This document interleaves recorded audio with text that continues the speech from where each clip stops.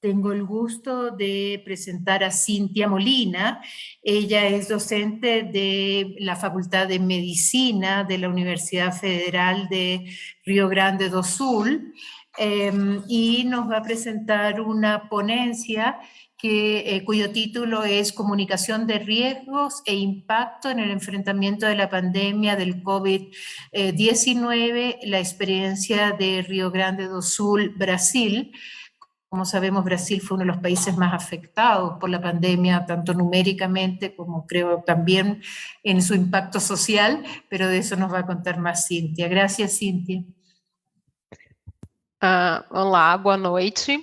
Eu vou falar devagar em português, porque a gente tentar falar espanhol é uma vergonha. Né? Se hablas lento, te vamos a entender. Tu tienes que hablar lento. Eu vou falando devagar e eu deixei uma apresentação que ficou maior do que o academicamente, se a gente for pensar politicamente correto, assim, né? Mas porque eu pensei em depois, de repente, deixar disponível, que talvez ajude, em especial pela questão da língua, né? Vocês estão vendo? Sim. Bom, sim, graças. Então, eu quero, em primeiro lugar, agradecer, né, o convite. É uma oportunidade de reviver, enquanto eu escutei as psicólogas falando, eu fui já repassando várias situações na vida que a gente não gostaria de ter passado, né?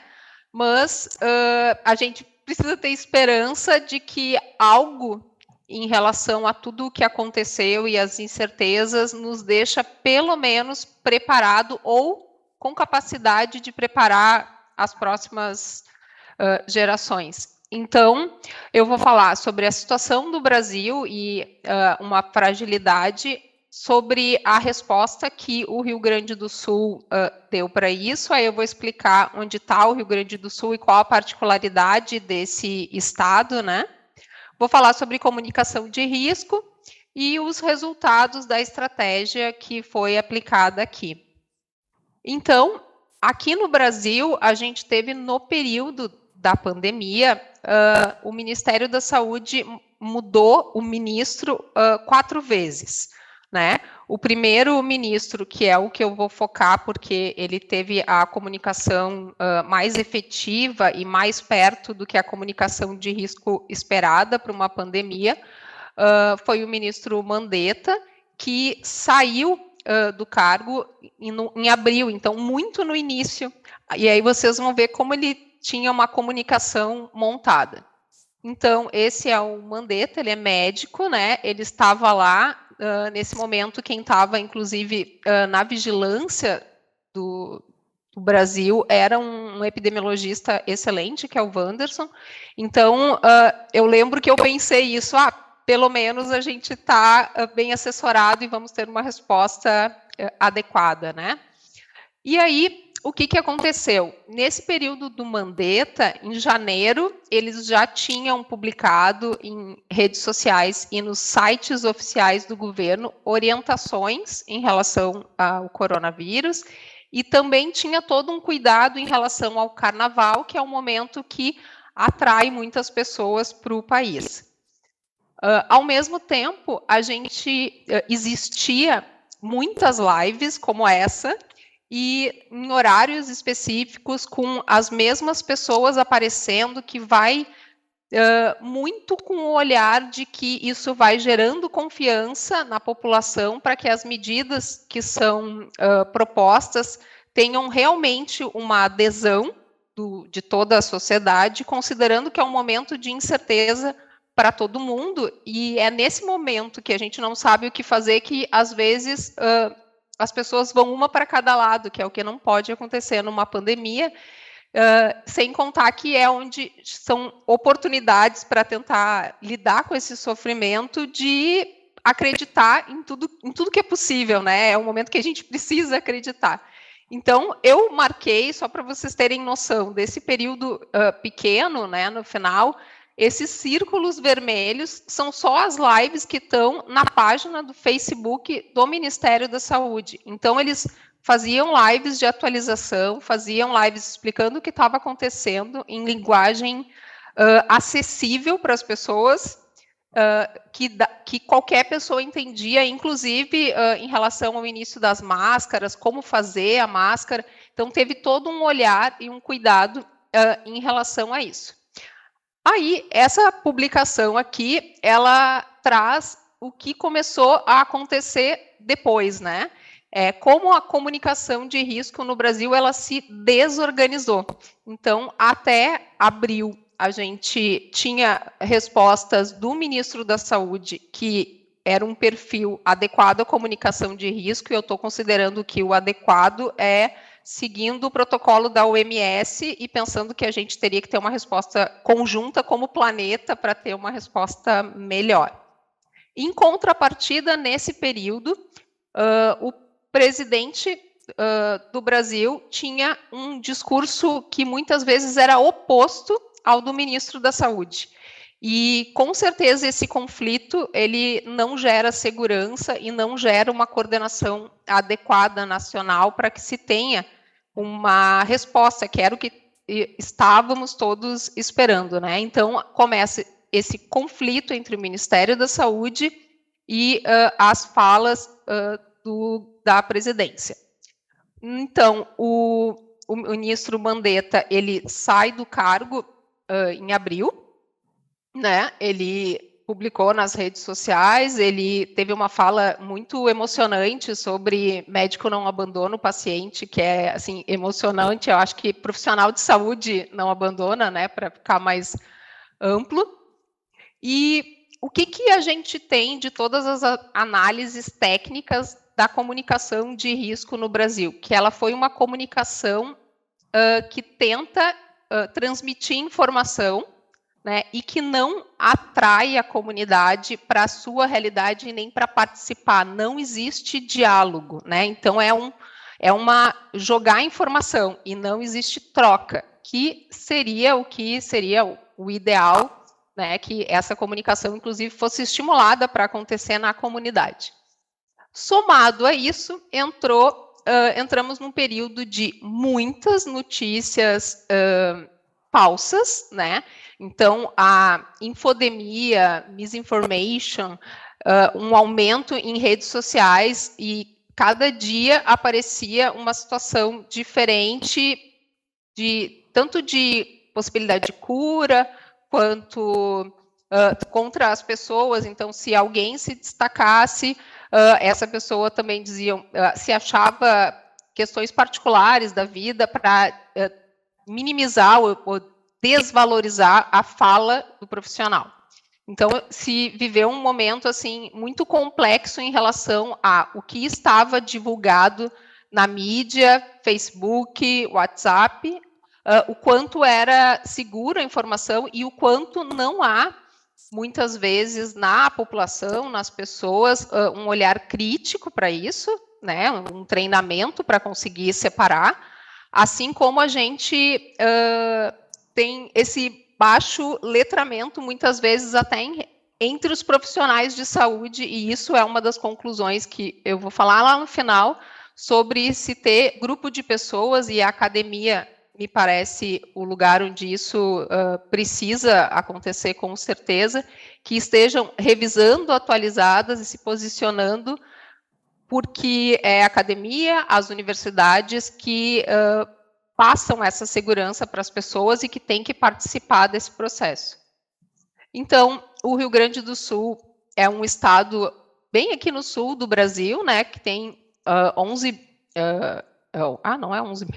milhões, né, tá errado ali, representa 5% mais ou menos da população do Brasil, e tem características específicas que talvez gerem preocupação numa pandemia. É um país que tem uma urbanização muito maior, ela vem crescendo, ainda tem área rural importante, mas ela tem períodos de polos de urbanização grande. É um estado que tem uma concentração de idosos muito grande, né? Então é um estado, é o estado com a maior faixa, com a idade mais velha das pessoas E isso era uma preocupação em relação a que, em números absolutos, a gente teria, com certeza, uma taxa de mortalidade alta, né? Além disso, é um estado que tem fronteira, né, com 2 países, né? E que tem alguns municípios, cidades gaúchas que são atrativos de turistas. E nesse momento que se fechou fronteira e que diminuíram as viagens, aí muitas vezes tinha a questão, e a gente viu isso na retomada da viagem dentro nacional, doméstica, e aí existem cidades gaúchas que atraíram, inclusive enquanto a gente fez a vigilância genômica, as entradas de novas variantes sempre vieram nesse polo que está ali no mapa, ali, que é na Serra Gaúcha. Então, sempre é o local onde se identificava a entrada de variantes. Então, o Rio Grande do Sul, em relação ali a turismo internacional, ele é o 4º estado no Brasil que mais atrai turistas, né? E que é considerado uma porta de entrada.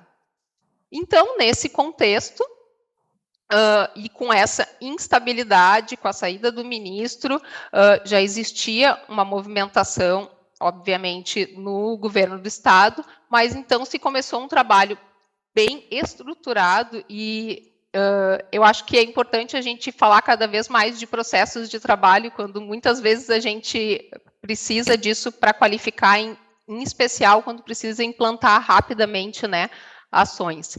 Então, se montou todo um comitê de dados e uma estrutura para responder à pandemia, que passava por vários grupos que tinham objetivos específicos e que tinham produtos para serem entregues que somavam, então, né, instituições diferentes, universidades, órgãos públicos, especialistas, para que fossem produzir, então, metodologias, matriz de risco, suporte para que se pudesse tomar uma decisão e avaliando isso dia a dia, semana a semana, conforme o momento da pandemia, né? O nome desse modelo foi distanciamento controlado. Ele foi construído com epidemiologistas, economistas, foram muitas pessoas pensando para chegar nesse formato final, e ele tinha como foco manter as pessoas, conseguir passar a ideia de maior ou menor risco e avaliar o comércio, as atividades econômicas de forma geral, para que se diminuísse ou favorecesse acesso, digamos assim, conforme estava evoluindo a pandemia e conforme se tinha capacidade de aumentar o suporte hospitalar. Então, ele via várias frentes para chegar num resultado que, para a população lá na ponta, era muito tranquilo. Então, o estado foi regionalizado, ele tinha uma mensagem de risco, ele sempre ponderou todas as questões econômicas, as perdas, questões de desemprego, tinha um grupo específico só olhando as questões econômicas envolvidas, um grupo de saúde que só olhava todas as questões de leitos, consultas, sobrecarga do sistema de saúde, e a equipe de comunicação que tinha a intenção de passar isso para as pessoas de forma mais eficiente, né? Então, o que se liberava toda semana, em alguns momentos foi menos de uma semana, eram mapas do estado com as regiões com diferentes cores, que eram as bandeiras, e cada cor ia ter normas específicas que tinham que ser respeitadas nessas regiões. Foi estimulado que a região também tivesse o seu grupo de trabalho, compostos de forma, tendo diversidade, né, para que se tenha uma resposta melhor, e se estimulou que o governo local fizesse, apoiasse e ouvisse esses grupos técnicos, inclusive quando se eles tinham intenção de, por exemplo, pedir alguma flexibilização extra por uma particularidade, porque o Rio Grande do Sul ele tem quase 500 municípios, né? Então a gente tem município que tem 2.000 pessoas, e aí muitas vezes não tinha nenhum caso, né? Era um município menor. Então, como o foco era comunicação, né, tinha o grupo de comunicação, que ele tinha objetivos específicos, ele tinha produtos para apresentar, ele passava para a imprensa, tinha horários específicos em que os boletins iam sair, né, material para a população, para redes sociais. Muitas vezes teve live com o governador, live com profissionais de saúde para tirar dúvida, para esclarecer as pessoas do que estava acontecendo, né? E liberava um material que é com esse layout que está na tela, sempre que liberava um novo mapa para qualquer pessoa poder olhar e todos os cálculos, quem quiser olhar, depois eu posso disponibilizar a apresentação, mas tem tudo na internet, né? E então esse distanciamento controlado vai avaliando a incerteza, vai ter toda uma estrutura, que eu vou passar rápido, só por curiosidade, que foi montada tendo princípios, tendo tudo que ia ser feito, que se considerou como um método estruturado, que foi inspirado num método internacional, mas foi adaptado à nossa realidade, né? Aqui, para vocês verem, a formulação do modelo foi em abril, que coincide com esse conflito do governo nacional, né? E com os primeiros casos, né? Nesse mesmo momento, os veículos de comunicação e de imprensa do Brasil, eles pegavam os dados de mortalidade, de hospitalização do Ministério da Saúde e buscavam os dados de cada um dos estados, das unidades da federação, e eles comparavam, e esses dados não eram compatíveis. Tinha alguma fragilidade, que os números eram diferentes. Então, ali ó, em 8 de junho, quando começou a ficar mais frágil ainda as informações que a imprensa recebia, se formou esse consórcio de veículos de imprensa, que foi até o início desse ano, em que eles recebiam os dados diretamente dos estados, de todos os estados do país, e eles consolidavam e eles disponibilizavam esses dados tipo num dashboard, para que a população tivesse, porque existia muita insegurança em relação à informação que seria oficial do Ministério da Saúde, né? Então, aqui a gente tinha a regionalização, outros estados também fizeram isso, né?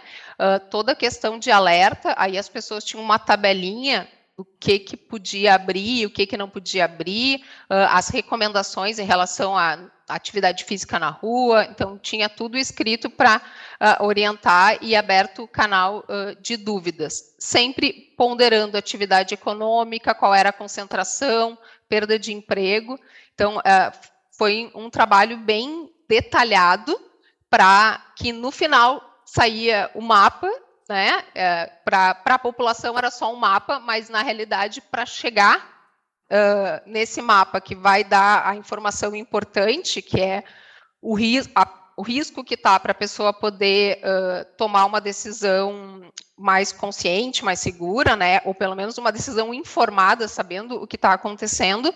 Mas para chegar nesse mapinha colorido, tinha toda uma estrutura e um trabalho atrás que ia ponderando melhoria da economia, não, aumento do número de leitos, né? Então teve todo um momento de ampliar 90%, 100% os leitos de UTI e de internação normal, e enquanto isso, abrindo a capacidade, se flexibilizava mais. Então, essa foi parte da equipe que trabalhou de domingo a domingo, acho que 2 anos, né? Aí deixei aqui um agradecimento, porque realmente era um trabalho árduo domingo a domingo, e talvez o resultado que mais valha todos aqueles sábados e domingos que se viveu é chegar depois, né? Agora esses dados foram consolidados até início de janeiro, alguns dezembro, que é como foi o resultado do excesso de mortalidade. Então, assim, o excesso de óbitos, ele talvez, no final, assim, passado a pandemia, apesar de que a gente está num momento estranho, né? Passado a pandemia, ele é o que realmente vai conseguir ser um número para comparar. E aí, por que eu estou dizendo isso? Porque quando a gente olha o excesso de óbitos, a gente olha as pessoas que não estavam com dor no peito e não foram no hospital porque estavam com medo, se aquela pessoa morreu, ela vai contar e ela vai, essa pessoa vai para a conta da pandemia, que não tem a ver com o que ela morreu, né, com a causa, com o motivo do morrer. Tem uma relação com a situação fez com que aquela pessoa morresse. E aí que a gente olha só essa faixa, né? E aí isso é talvez, na minha opinião, o mais adequado para a gente comparar diferentes medidas que tiveram no mundo inteiro, para a gente conseguir, inclusive, depois entender o que é mais efetivo ou menos efetivo para poder comparar as medidas e num próximo momento, né, que vamos ter novos vírus respiratórios, obviamente, que a gente consiga ter medidas de saúde coletiva que não causem tanto sofrimento, ou pelo menos que tenha um grau de segurança maior de que elas são efetivas e que as pessoas devem aderir, né?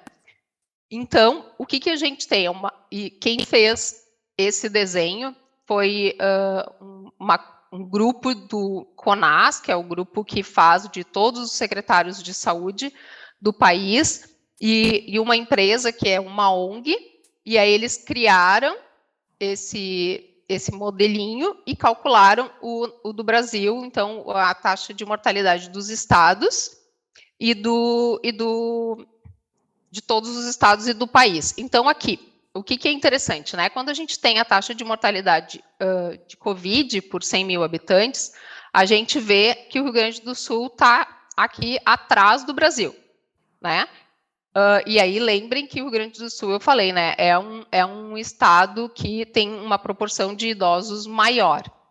Por outro lado, quando a gente olha a questão do acumulado, o Rio Grande do Sul, cadê? Agora eu não enxergo o Rio Grande do Sul. Ele está lá embaixo em 23%, né? Por quê? Porque essa medida, né, vai mostrando que tem todas as outras questões e tem toda a questão do ser proporcional. Quando a gente está no proporcional, aí modifica e aí a gente vê que aquele número absoluto que parecia muito pior, olhando, ele é melhor. Deixa eu ver se eu consigo passar aqui, que não era isso que eu queria. Aqui é esse aqui tem um protocolo completinho que sempre se fazia, acho que a cada 6 meses, mais ou menos, consolidando todos esses dados para ver. Eu quero mostrar para vocês, tem um que é mais interessante. Aqui, ó. Aqui a gente tem, não é a razão, esperem, desculpem. Aqui, quando a gente olha o excesso proporcional de óbito por semana epidemiológica, essas bolinhas vermelhas aqui, elas são o Rio Grande do Sul. Então, o que a gente vai... sempre embaixo, eu não sei se vocês acompanharam as questões, por exemplo, do Amazonas, que é esse verde aqui, e aí o período que foi o pior, assim, o mais grave do Rio Grande do Sul é exatamente esse período aqui, que foi o período que teve a questão de Natal, Carnaval, mais vacinação, e acho que isso fez as pessoas terem e aí a gente volta à questão da comunicação, né? Uma ideia de que, chegou a vacina, então posso parar tudo, né? Então, talvez esse momento de relaxamento assim, emocional com a chegada da vacina tenha feito um movimento em relação ao comportamento de diminuição de cuidado, talvez, isso eu estou pensando, porque era o que eu mais respondia quando diziam, quando é que vai tirar a máscara? Eu dizia, calma, deixa a máscara aí. Então, teve esse momento que foi o momento mais difícil aqui do Rio Grande do Sul. Quando a gente olha, e isso aqui tem na internet também a diferença de todos os estados, né, é marcante, assim, o Rio Grande do Sul é sempre baixinho ali o excesso proporcional de óbitos, que a gente sabia que ia ter, mas foi melhor do que o esperado. Tem um outro estado que, se eu não me engano, que também era muito baixo, assim, dava uma sensação que ele estava isolado do Covid, mas eu não olhei agora dessa última vez. Esse aqui, então, é o final, né, o total do que a gente tem até agora. Então, quando a gente olha o excesso de óbitos acumulados no Rio Grande do Sul, da última data aqui, que foi do final do ano passado, a gente tem esse número de 23,8%.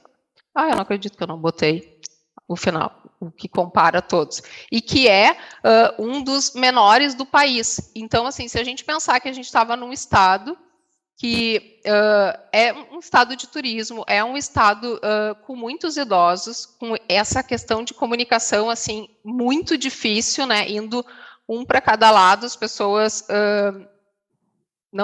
uns não queriam usar máscara porque diziam que não iam ficar mascarados. Então, assim, todos esses conflitos que tiveram, não quiseram se vacinar, eu acho que, de alguma forma, a estratégia comunicou o que precisava comunicar. Então, naquele momento que tu tinha um mapa todo preto e tu tinha identificava pessoas na tua volta doente, independente de qualquer coisa, essa percepção de risco fazia diminuir bastante a circulação de pessoas. E isso até o próprio Google tinha ali no Google Mobility, a gente conseguia ver direitinho, assim, que as pessoas diminuíam o seu trânsito, a circulação, claramente, e a gente conseguia identificar esse movimento, inclusive nas diferentes regiões que já sabiam a sua particularidade e que podiam ver, incluindo lugares de maior risco, a questão genômica de diferentes variantes. Esse estudo aqui, que é do Instituto, tem um artigo que estudou particularmente o caso do Rio Grande do Sul, que ele é bem interessante. Por quê? Porque ele comparou todas as ações do Estado, exatamente por essa questão da ciência, pseudociência, tem tratamento, não tem tratamento, para tentar entender quais foram as ações que funcionaram melhor. Ele usou diferentes critérios, né? O que eu acho que é muito válido, em especial quando a gente pensa em epidemiologia. Eu acho a questão, assim, a importância de que a gente tenha pessoas que estejam sempre lendo e traduzindo a informação, diretrizes, porque eu acho que a gente não pode aceitar ou acreditar que alguém que lê 3 artigos no ano consegue ter uma percepção crítica da mesma forma que alguém que faz isso todos os dias. E eu não estou menosprezando e nem achando que essa pessoa não tem que ler mais, né? Pode, acho que tem que vir, tem que questionar, é o momento de refletir. Mas talvez a gente tenha, sim, que ter pessoas que façam isso pensando muito na questão de treinamento, né? Quanto mais familiaridade tu tem com o assunto, teoricamente, tu vai desempenhar melhor, né? E talvez esses grupos tenham que ficar formados, porque no sentido de que num novo evento se consiga responder mais rápido e com processo de trabalho mais rápido, que é assim, por onde começar, né? Aí tem minimamente um template que tu sabe, eu tenho que pensar em objetivos, eu tenho que pensar o que faz diferença. Muitas vezes a sensação que eu tenho é que para a academia isso é mais difícil, né? Porque a gente estuda e tu vê várias possibilidades, e aí essa parte concreta, processual, talvez não seja tão, mas é exatamente por isso que o que melhora, que vai aparecer aqui no próximo slide, é exatamente essa questão transversal, assim, multidisciplinar, que contribui. Então, o que a gente tem, né?